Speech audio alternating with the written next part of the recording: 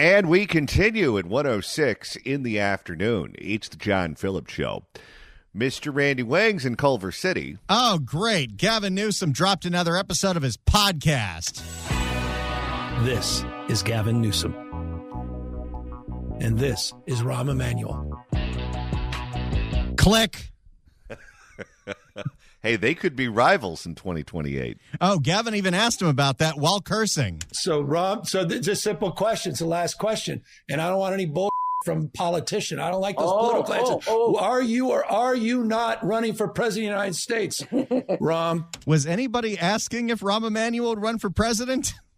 Well, apparently Andrew Dice Newsom was. And I don't want any bull from politician. I don't. 800-222-5222 is the telephone number, 1-800-222-5222. It is our pleasure to welcome our next guest to the program. He is a former member of the California Assembly who is now the newly minted U.S. Attorney for the Central District of California, U.S. Attorney Bill Essayli. Welcome. Thank you, John. How are you? I'm good. Thank you so much for stopping by, and congratulations on the appointment. Thank you. I'm happy to be here. Now, you announced almost immediately after taking your post that you would be looking very closely at money being spent on homeless organizations here in the state of California. We know that the state, the counties, different cities have been spending millions and millions and millions of dollars on these programs. And the homeless population in California has not gone down. In fact, it's gone up dramatically.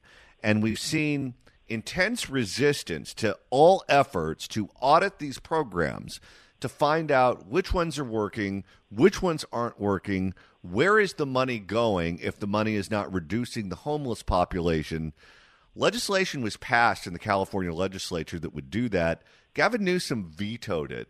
And there is a lot of mystery around a lot of these groups as to just exactly where the money is going if they're not doing what they're supposed to be doing. That's going to be a top priority for you, isn't it?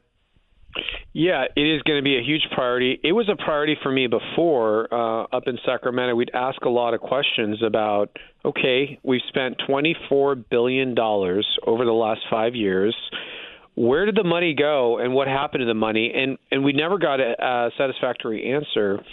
And then now there's a lawsuit filed by some business owners in L.A. who sued as a community saying, look, you got money from the voters to address this homelessness issue, and you haven't done it. It's hurting our businesses. So there's an active civil lawsuit that's being overseen by federal district court Judge Carter, David O. Carter, and he ordered an audit of the program of LAHSA, the Los Angeles Homeless and Services Agency.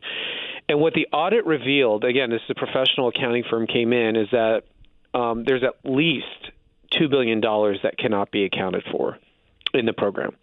Now, that doesn't happen. I was asked, how does $2 billion disappear? It doesn't. So what we've done now is we put together a task force. We are putting together our best agents and best prosecutors. I'm assigning prosecutors from my public corruption section, my major fraud section, and I got agents from FBI, IRS, and OIG for housing and urban development. So we have launched now, and they're going to get to work. It's going to take us some time. There's a lot of numbers to go through, a lot of documents to go through, but we're going to track where the money went, and we're going to get to the bottom of it. I'm not going to prejudge anything. I don't know if any laws were broken, but we are going to follow the money. And if we determine that any federal laws were broken, we will act, we will arrest, and we will prosecute. So far, the Attorney General of California, Rob Bonta, has shown zero interest in looking into any of this. Certainly here in Los Angeles, George Gascon had no interest in prosecuting any crime at all while he was here. We've certainly seen that happen in Alameda County with Pamela Price and San Francisco County with Chesa Boudin. However, what you mentioned is important. If, in fact, the money is being stolen, if, in fact, the money is not going where it's supposed to go, and that money was transferred through wires, through the mail, through banks, those are federal crimes. Yes, those would be federal crimes. And those would be crimes that would be punishable by prison. And we will not hesitate to use those tools if we find that anybody did, in fact, commit those crimes. Again, we just started. We're just getting started for the reasons you've mentioned. No one's really looked at this before. I was kind of surprised coming in here like that there hasn't already been efforts to get to the bottom of this.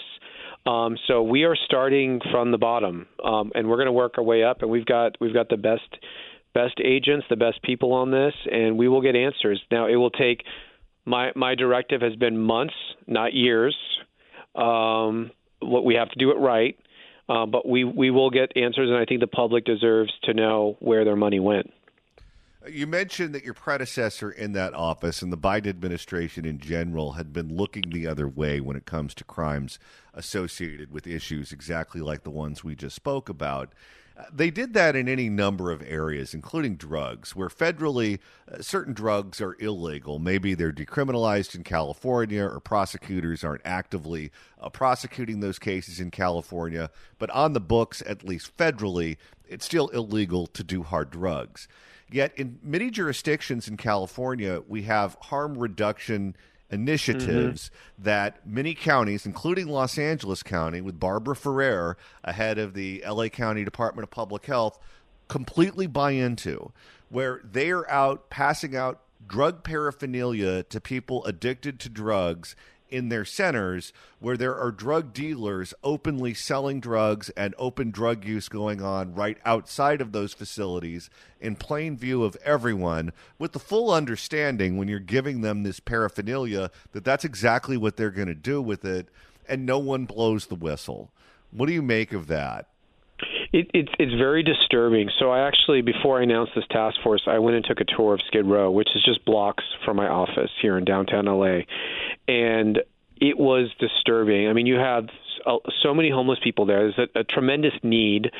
I didn't see any government services. All the services being offered, whether people handing out food or medical aid, were private actors and private donors. The only tax dollars I saw being spent down there was a black Jeep driving around with no doors, handing out drug kits. I'm talking needles, syringes, tourniquets, heating devices, literally handing out drug kits so that they could safely, I use that in quotes, use drugs. This is really disturbing. And they estimate 6 or 7 people die every night in Skid Row from drug use. This is what your tax dollars are being spent on here in LA. It is a sad, disturbing policy. I'm not sure what the objective is, honestly, on their end, but that's what I saw firsthand. I cannot change those policies. What I can do is go after drug dealers, which we will. We'll be very aggressive with those that deal drugs, especially anyone who deals fentanyl. That's a huge priority for the administration. So I'll do what I can that's within my jurisdiction, but some of these just come down to bad policies by policymakers. We're speaking with U.S. Attorney Bill Essayli, who you can follow on X at Bill Essayli.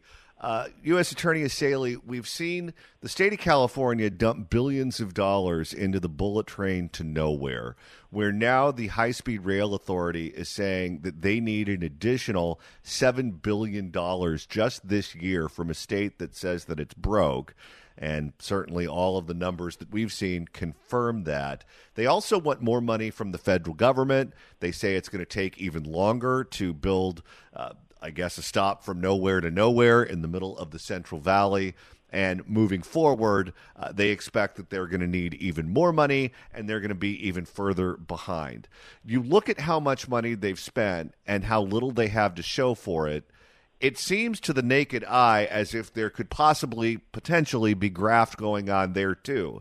Is that another thing you're going to look at? So there's already an investigation open. I believe the Department of Transportation announced they were opening an investigation into high-speed rail. California is broken up into 4 federal districts. I'm in the Central District of California, so I cover most of Southern California. I believe that investigation will probably be headed out of one of the other districts, probably the Eastern District, where most of the activity has taken place, sort of in the Central Valley. I would expect that. We do not have a U.S. attorney named in that district yet, but I assume once someone is named there, that will probably be one of their priorities when they get in. One story that's made national attention, primarily when George Gascon was district attorney, so hopefully with a change in that office, Nathan Hochman will put an end to this. But there are trains that pick up goods at the Port of Los Angeles coming in from other countries, primarily from Asia, and those goods are put on trains and they're taken to other parts of the country through interstate commerce. Those trains are being robbed in Los Angeles right and left. And instead of saying that he is going to crack down on those who are robbing the trains, the district attorney said that it was Union Pacific's problem because they didn't provide enough security for those trains and didn't prevent them from being robbed. And the DA really didn't have an interest in prosecuting anyone who was robbing the train. Do you see a federal angle there if those trains continue to be robbed in Los Angeles? Yeah, federal trains have historically enjoyed federal protections for obvious reasons. They're means of interstate commerce. I do believe the feds do have jurisdiction over there. But look, I think the good news in general for Los Angeles is not only do you have a new U.S. attorney, me, you also have a new district attorney, Nathan Hochman. And so we have been talking. I think we're going to have a very collaborative and good working relationship between our offices. And my message to the community is that law and order is back in the state of California, specifically here in Los Angeles. I think between the change in the DA's office and change in the U.S. Attorney's office, you're going to notice a stark difference in the number and nature and quality of cases that are being brought, which will have an impact on public safety in the community. I mean, our goal is to focus on the worst actors, get them removed from the community, and it will drive crime rate down and it will make neighborhoods safer. That is the focus. That's the directive I've been given by the Attorney General, is to focus on violent crime, focus on drugs, focus on cleaning up our communities. We are out of the weaponization of DOJ against political parties and opponents. We're out of that business, and we're back to traditional law and order. That's what we're focused on. Last question before you go. We know that Joe Biden supported open border policies while he was president, and we know that he leaned on his U.S. attorneys to not prosecute immigration cases. As U.S. attorney here in the Central District of California, if you're investigating someone for one reason or another and you find out they're in the country illegally, is that something you will pursue? We have, so the best tool that I have is what's called a 1326 prosecution. This is for illegal aliens who have been deported, who have had a prior conviction, have been deported, and who return. If they return, we're not talking about deportation anymore. We're talking about them serving federal time before they're deported again. 1326 cases are a bread and butter of the type of immigration cases that we traditionally do in the office. Under the Biden administration, they did zero. They stopped filing 1326 cases. Those days are over. Just this year, since President Trump took over, we've now filed over 200 1326 cases. So, yes, you're going to see a huge difference in the types of cases we're taking, and specifically on immigration cases. We are open for business for prosecuting immigration-related offenses.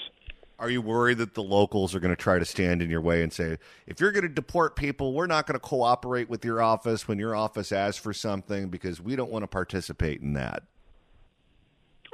No, we're going to do our job. The federal law is not voluntary. You don't get to pick and choose which laws you want to comply with. We're going to enforce the law. We're going to enforce it aggressively but fairly. And if anyone gets in our way, we'll deal with that accordingly.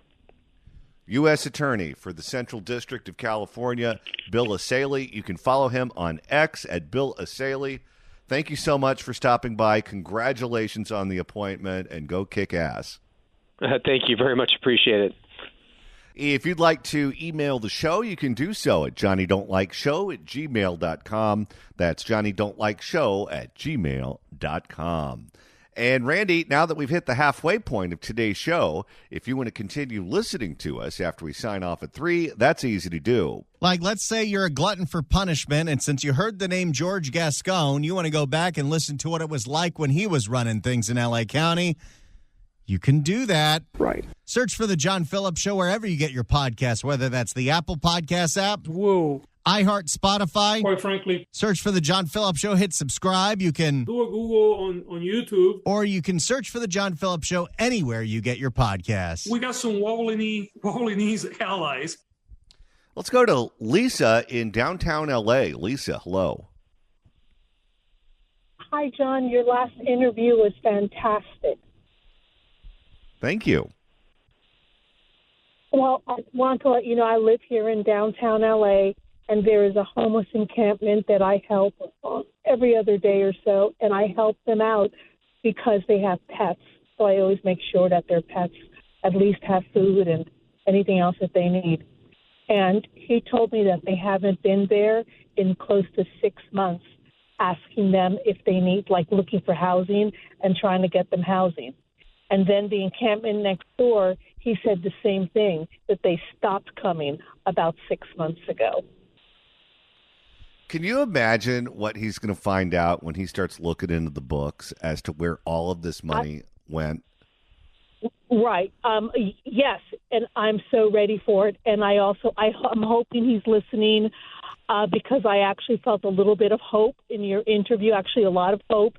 And I hope he's listening right now because I have a little bit of a suggestion. I'd like him to go down himself, go down maybe even, or send your staff, and do not say that he's with the government in any way, because they're not going to be honest, and because they don't trust. They've lost all trust. And that's the worst thing you can do. If they can just dress like regular people in jeans or whatever and just go, they will give him an earful, I can assure you. And he's got to figure this out. They're not looking for housing for them anymore. John, they have no reason to lie to these folks. None. They've been nothing but honest with me, and I'm grateful that I helped them out so much. But I can only do so much. Yeah, I bet you they're going to find people are driving sports cars, and they're living in mansions, and they're flying first class, and they're doing all of this in the name of the people they're supposed to be helping. But what it really just is, it's a way to launder money from the taxpayers to politically connected people affiliated with these groups who are enriching themselves and not doing anything about the problem. 100%. I think they've been buying real estate in names and in trust. I think there's going to be so much. I support him so much for this. I really have hope. I cry myself to sleep many nights looking at the cruelty that is in the streets, and it seems like nobody cares. I see other people like myself going into their own pockets. I see them all the time. I don't know them or anything, but they pull up, same thing, and they run down with their bags of help, and a lot of people care for the animals. It seems as though everything stopped because I had to buy them toothbrush the other day and mouthwash. I said, "Where's your mouthwash?" I said, Where are your toothbrush? Oh, it got dirty, because they used to come by and give them all that. All that has stopped as well. So now just us citizens all right. are taking care. Thank you for the call. I'm up against a hard break, and right now it's time to open up the California Crime Blotter. If the cashier is dummy. Questions? And Randy, today's first edition takes us to South L.A., where a whole bunch of warehouses have been getting burglarized left and right. For more, here is Fox 11 in Los Angeles. Only on Fox 11, a rash of warehouse break-ins, including one place that's been hit 4 times, is infuriating business owners in an area of South L.A. Fox 11's Haley Winslow live with the video of the crimes and what those business owners are saying. Haley. Christine and Alex, business owners are doing whatever they can to try to protect their livelihoods with cameras, with security, whatever it takes. But they say they feel like they're on their own out here. And this is literally happening every single night. Every night? You know, it's funny because whenever you get robbed, the cops always say, well, why don't you get some cameras? Why don't you get some lights?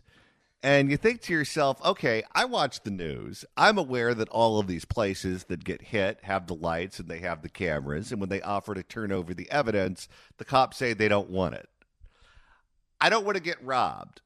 That's what the goal is. I don't want to be a YouTube influencer doing cooking programs. I don't need the lights. I don't need the cameras. I just don't need to get robbed. Burglars on surveillance scale the wall of TR Trading Company and break in for the second time. They stole all our tools, stole our vehicle and truck keys. One of 2 warehouses targeted overnight. The other, Independent Inc. in Rosewood, for the 4th time in the last 4 days. Every single day, they get broken into. You think by the 3rd day, they'd figure something out. 4 times in 4 days? They're going to catch up with that school in Sacramento. That was 5 times in 5 days. The cables that they just cut through like butter. Defeated, stressed, and a bit scared, Barry Brucker owns the business on Broadway near 135th, where copper thefts have cost him $30,000 in damage. Of course. Once again, it's all copper wire theft. They get just a little bit of money from the copper wire, but they cause tens of thousands of dollars in damage to get it. You know that Oakland DMV that we talked about? Yes. It's going to be closed for 5 months. Everything was stripped. It's a lot of power. You can see the 3 large cables that were cut over the night, and then they went in. How are we not raiding every single recycling center inside Los Angeles County? Because you can't just sell this stuff at MacArthur Park. You can't just sell this stuff in the Soma district in San Francisco. You have to take it to a recycler. Someone's got to smelt this down and then probably sell it back to the city who needs new copper. It's because many of those establishments are politically connected. They write large campaign contributions to the people on the city council. And when you're dealing with candidates in small cities that don't have a lot of wealth, doesn't have a lot of money, doesn't have a lot of stakeholders, if you are the tow truck company or the recycling company or one of these industries that operates in a shady way, and you are the ones that make it rain, guess what? Whenever you do something wrong, they look the other way. And those are still hot, by the way. And then they came into our yard through the broken fence there. Sheriff's deputies believe the thefts are committed by nearby homeless. You don't say. Well, wasn't that the same thing that happened at the DMV in Oakland? Yes. This is how they make their $10 so they can go buy their fentanyl. Sheriff's deputies believe the thefts are committed by nearby homeless. I'd love for an actuary to actually run the cost. Run how much we would have said, even the highest estimates of how much it costs to keep all these people in prison before things like AB 109 and Prop 47, and how much it has cost in things like copper wire, fires, and everything else to keep these people on the street. Well, what they used to say is, we'll just file a claim with your insurance company. But now none of us can do that because the moment you file a claim, you get kicked off your policy. Sheriff's deputies believe the thefts are committed by nearby homeless. There's an entire encampment where those palm trees are. On the other side of this fence, someone has started building their own house. Wow. Well, they've moved on from REI. On the other side of this fence, someone has started building their own house. They invited us over on the property to take a look around. Martine Castanera, who lives here, doesn't condone the crime, but says go easy on them. No, you steal the copper wire, you cause tens of thousands of dollars in damage, you go to prison. They got zero income coming in from anywhere, so that's why they're doing it. But that's also BS. All of these people are getting general assistance. They're getting Social Security, disability. They're getting all kinds of welfare from all kinds of places. We're even paying for the drug paraphernalia so they can do their drugs without having to buy it themselves. They're really not bad people, but the circumstances make them do it. It all starts at the top. This is the problem. If your mindset is the poor, unfortunate souls that are stealing the copper wire have no other choice, then this is how we got here. Well, this is how we end up with the people we have in elected office, because the mentality that you just heard is the mentality of the median voter. And if that's the mentality that you take into the voting booth with you, that's how you end up with George Gascon. That's how you end up with Karen Bass. And that's how all of us end up with the bad government we end up with. This is how we got Hugo. Let's criminalize catalytic converters. Let's criminalize copper. Can somebody announce that they're running against him in 2026? Ulysses, too. Please. It all starts at the top. And when I hear from the fire department, public works, the sheriffs, that I'm pretty much wasting my time going to Holly Mitchell's office. Which is true. You are wasting your time. She sides with the homeless people who are stealing the copper wire and not with the victims. Quite frankly, I'm pretty much wasting my time going to Holly Mitchell's office. I don't know where to go from here. Supervisor Holly Mitchell sent us this statement that reads in part, breaking into businesses that are trying to serve our communities will not be tolerated. It is being tolerated. It's being tolerated, and if you're willing to tolerate something, guess what? You get more of it. Those responsible must be held. By the way, if they're talking to her, that means that this warehouse is in unincorporated L.A. County. And the last place you want to be is unincorporated L.A. County. No, you are abandoned by wolves. This woman is your mayor, Holly Chili Willie Mitchell. from Those responsible. The godmother of Housing First. Did you know that one, Johnny? Not surprising. When she was in the state Senate, she's the one that wrote that bill that made that official state policy. So the whole idea of putting the drug addicts in a house so they can burn down the house, that's Holly Mitchell. Boy, she is the fairy godmother of everything awful. Those responsible must be held accountable. That doesn't mean anything. Accountability is the most hollow word in the state of California. This is why I've called for more public transparency from our county's outreach teams regarding their schedules for addressing encampments. What does that have to do with people stealing copper wire? Who cares? Let's flood the zone with totally irrelevant information so it seems like we're doing something. This is why everyone told that guy, don't go see Holly Mitchell. And you can't get cable thick enough to stop these guys. Where are they getting all these tools? Oh, that's right. They robbed the Home Depot first. This RV homeless encampment behind me with 40 dogs is part of... What? 40 dogs? What is Michael Vick living there? This RV homeless encampment behind me with 40 dogs is part of a larger encampment that literally surrounds... I got to move out of this freaking county. You know how you can take care of that encampment? You need to bring in Kristi Noem. These businesses, these warehouses, and the business owners say that that is responsible for a lot of the crime happening here. The sheriff's deputies came out, they took a report, but they don't have hope that anything is going to change. Business owners that have had their business for 40 years say it's just over the last few years, but it is happening constantly.